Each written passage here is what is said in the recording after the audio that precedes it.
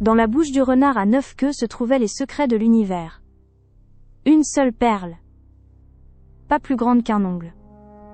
Mais avaler cette perle, dit-on, vous permettrait de percer les principes les plus profonds du ciel et de la terre. Le problème, c'est ce que vous regardez en premier, juste après l'avoir avalé. Regardez vers le ciel et vous obtenez la sagesse des cieux. Vous pouvez lire l'avenir, suivre le mouvement des étoiles, et voir à travers les secrets du cosmos.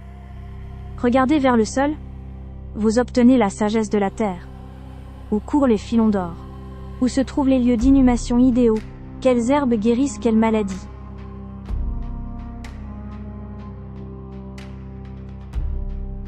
Un jeune garçon met la main sur cette perle. Ou plutôt, la met dans sa bouche. Et l'avale. Mais ce garçon, entre toutes les choses possibles, regarde vers le sol en premier. Parmi les milliers de contes populaires transmis à travers toute la Corée, celui-ci est l'un des plus célèbres. La perle magique du renard à 9 queues. Laissez-moi vous raconter cette histoire aujourd'hui. Il y a longtemps, dans un village de montagne, vivait un écolier. Un écolier, c'est-à-dire un garçon qui étudie dans l'aile, école traditionnelle du village.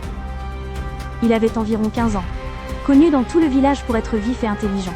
Ce garçon empruntait chaque jour un sentier de montagne pour se rendre à Villel, école du village.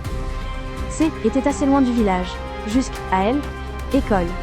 Il devait traverser une montagne entière. Le genre de trajet où l'on part le matin et rentre au crépuscule.